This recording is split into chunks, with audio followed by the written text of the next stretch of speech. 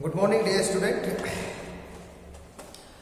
आज के इस लेक्चर में हम प्रीवियस लेक्चर से आगे बात करेंगे। प्रीवियस लेक्चर में हमने लामार्किज्म, नियो लामार्किज्म के बारे में बात की थी, लेमार्कवाद, नव लेमार्कवाद के बारे में बात की थी।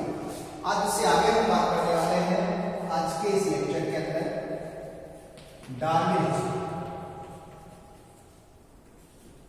डार्विनवाद।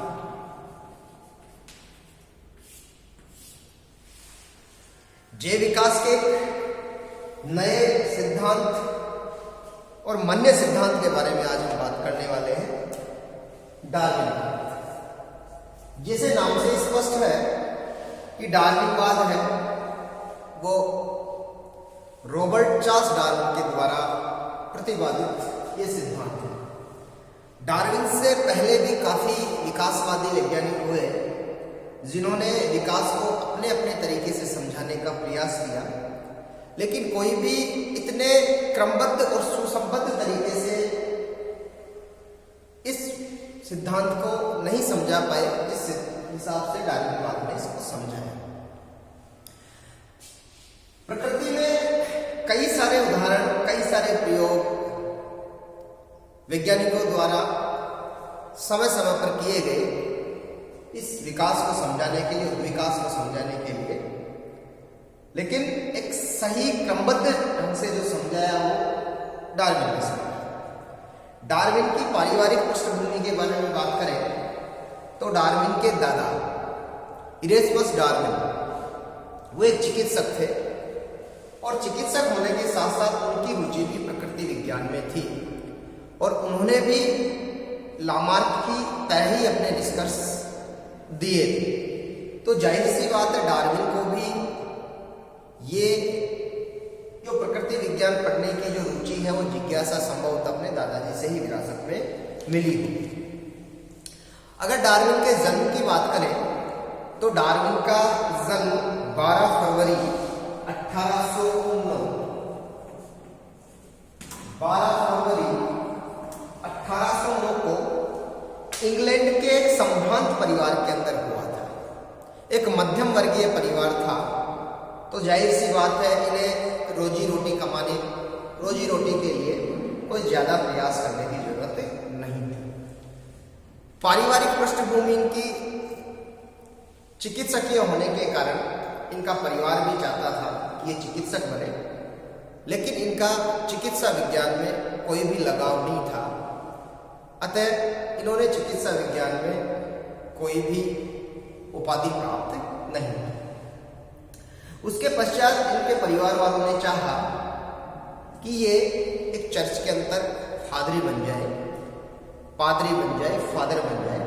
और इस बाबत ये कैम्ब्रिज के अंदर गए, लेकिन वहां पे भी इनका जो मन था उस पाठ्यक्रम में नहीं लगा और वो कैम्ब्रिज से लौट आए। लेकिन ये जहां पे भी रहे इनकी रुचि हमेशा प्रकृति विज्ञान में रही और इसी के कारण वहां उपस्थित प्रकृति विज्ञानियों से इनकी गहरी मित्रता हो गई। जब ये कैम्ब्रिज में गए तो कैम्ब्रिज में वहां पर दो इनके साथी थे जो प्रकृति वैज्ञानिक थे और इनके काफी घनिष्ठ मित्र थे। एक थे एडम सेडविक जो भूगर्भ शास्त्री थे, जियोलॉजिस्ट थे, और दूसरे थे हेंसलो, डॉक्टर हेंसलो जो कि वनस्पति विज्ञानी थे, लेकिन दोनों की ही रुचियां क्या थी, प्रकृति विज्ञान में थी। तो जब एक बार प्रकृति विज्ञान के भ्रमण के लिए, विकास को समझने के लिए एक जहाज जिसका नाम था HMS बीगल, वो जहाज सन 1821 के अंदर वहां से रवाना हो रहा था, तो हेंसलो और एडम सेडविक के प्रयासों से रॉबर्ट चार्ल्स डार्विन को उस जहाज पर यात्रा करने का मौका मिला और ये HMS बीगल सन 1831 में वहां से रवाना हुआ और वहां से काफी सारी जगहों पर घूमता हुआ सन 1836 में वापस लौट के आ गया। इस यात्रा के दौरान रॉबर्ट चार्ल्स डार्विन ने कई सारे प्राणियों के नमूने एकत्रित किए, कई सारी प्राणियों की विविधता उन्होंने देखी। तो वहां पर उनके दिमाग के अंदर ये विकास का सिद्धांत उनके पनपा और उन्होंने उसको सुसंगत तरीके से, क्रमबद्ध तरीके से आगे जाकर उसका वर्णन किया अपनी एक प्रसिद्ध पुस्तक में, जो 1859 के अंदर प्रकाशित हुई थी। इसका नाम था origin of the species, origin of the species by the means of natural selection. प्राकृतिक वर्ण द्वारा जातियों की उत्पत्ति, ये इनकी प्रसिद्ध पुस्तक है और इस पुस्तक में इन्होंने अपने सिद्धांत का वर्णन किया। अगर हम बात करें HMS बीगल जहाज की, तो HMS बीगल इस दौरान दक्षिण अमेरिका में उपस्थित एक 22 छोटे छोटे द्वीपों की श्रृंखला थी, जिसको हम गैलापागोस द्वीप कहते हैं। दक्षिण अफ्रीका, ऑस्ट्रेलिया, यहां पर यह जहाज पूरे 1821 से 1836 के दौरान यह उसका मार्ग रहा, उस जहाज का, HMS बीगल जहाज का। इस दौरान इन्होंने 2 पुस्तकें पढ़ी इस यात्रा के दौरान, और इन दोनों पुस्तकों का इनके ऊपर काफी सारा सकारात्मक प्रभाव पड़ा। एक तो थी माल्थस की बुक थी प्रिंसिपल्स ऑफ पॉपुलेशन, ये लिखी गई थी माल्थस के द्वारा। और दूसरी थी principles of geology, principles of geology. ये किताब लिखी हुई थी चार्ल्स लायन। तो इन 2 पुस्तकों का इनकी सोच के ऊपर काफी प्रभाव पड़ा। जनसंख्या के सिद्धांत और भूगर्भ शास्त्र के सिद्धांत। नेक्स्ट हम बात करें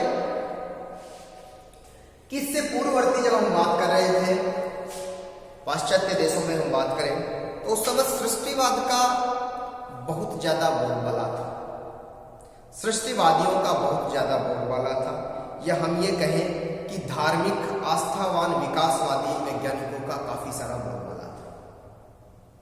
उनका यह मानना था, हमने बात की कि बाइबल की जेनेसिस के अनुसार, हमने पूर्ववर्ती लेक्चर में बात की थी कि इस सृष्टि का निर्माण ईश्वर के द्वारा किया गया है और ईश्वर ने जीवों को जिस रूप में बनाया है वो आज भी उसी रूप में विद्यमान है, उनके अंदर कोई भी परिवर्तन नहीं।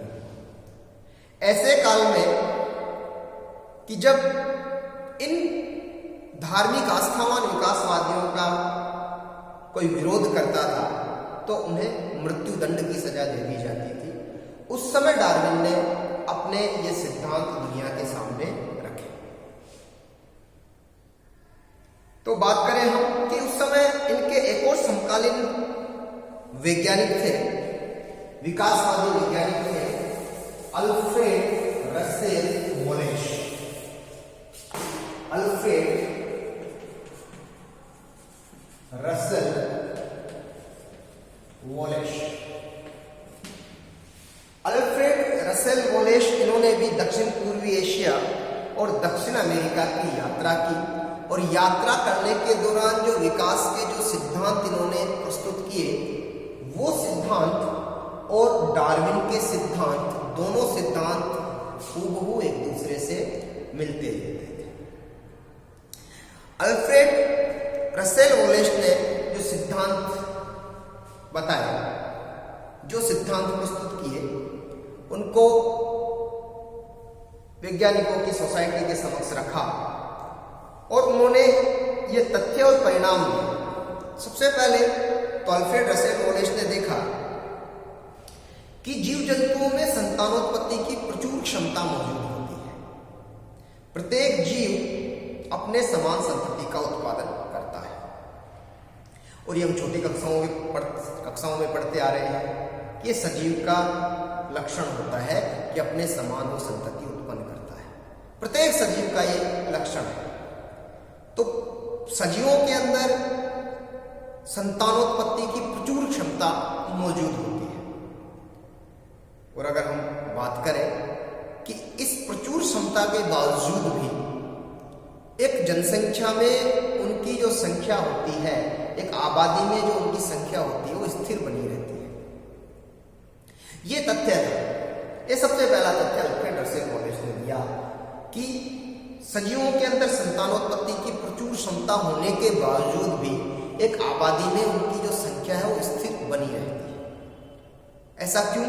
तो इसका परिणाम उन्होंने बताया कि उन जीवों के अंदर अपने को जीवित बने रखने के लिए उनमें जीवन संघर्ष होता है, स्ट्रगल फॉर एक्सिस्टेंस, जीवित रहने के लिए उनमें संघर्ष होता है। अभी बात करेंगे, जब हम वापस डार्विन की बात करेंगे, दूसरा उन्होंने प्रमाणित तथ्य दिया कि इस जीवन संघर्ष में कुछ ही जीव जीवित रहते हैं। और वो कौन से जीव जीवित रहते हैं? हमें पता है कि इस सृष्टि के अंदर जुड़वा शिशुओं को छोड़कर सभी के अंदर कुछ न कुछ क्या होते हैं, अंतर होते हैं। अंतर ही क्या कहलाते हैं? विभिन्नता कहलाते हैं। अब उसमें से कुछ विभिन्नताएं ऐसी होती हैं जो प्रकृति के अनुकूल होती हैं, पर्यावरण के अनुकूल होती हैं, और कुछ विभिन्नताएं ऐसी होती हैं जो पर्यावरण के, प्रकृति के प्रतिकूल होती हैं। तो दूसरा तथ्य ये रखा कि जो विभिन्नताएं हैं जो प्रकृति के अनुकूल होती है, पर्यावरण के अनुकूल होती है, वो जीव बचे रहते हैं। और उस विभिन्नता का आगामी संतति के अंदर क्या होता है? वंशानुगति होती है, उसकी स्थानांतरण होता है। और इसके फलस्वरूप हमने बात की कि जीवन संघर्ष में जो बचा रह जाता है जीव, उस जीव की प्रकृति क्या करती है? उसका चयन करती है, जिसको हम कहते हैं प्राकृतिक वर्ण। इससे पहले हमने कहा योग्यतम की उत्तरजीविता, सर्वाइवल ऑफ द फिटेस्ट, कि जो प्रकृति के अनुकूल है वो जीवित रहता है, उसका प्रकृति चयन करती है, उसको हम कह रहे हैं योग्यतम की उत्तरजीविता या प्राकृतिक वर्ण। प्राकृतिक वर्ण हम एक अलग भी एक टॉपिक पढ़ेंगे, लेकिन प्राकृतिक वर्ण है क्या? प्रकृति के द्वारा वर्ण करना, छांटना, सेलेक्ट करना। और सेलेक्ट किनको करना?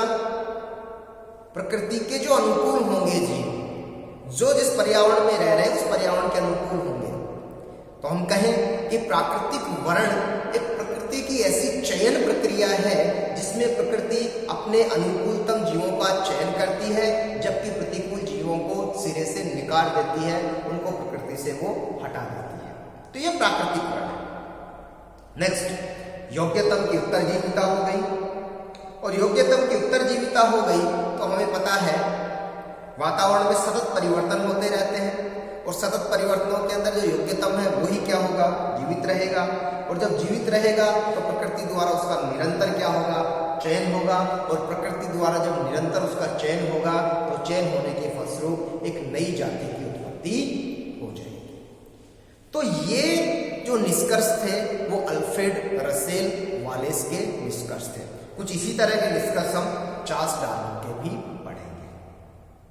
तो अल्फ्रेड रसेल वालेस और रॉबर्ट चार्ल्स डार्विन दोनों एक ही निष्कर्ष पर पहुंचे थे, लेकिन अगर हम प्राकृतिक वर्णवाद की बात करें तो प्राकृतिक वर्णवाद के सिद्धांत को प्रस्तुत करने का श्रेय चार्ल्स डार्विन को जाता है, अल्फ्रेड रसेल वालेस को नहीं जाता।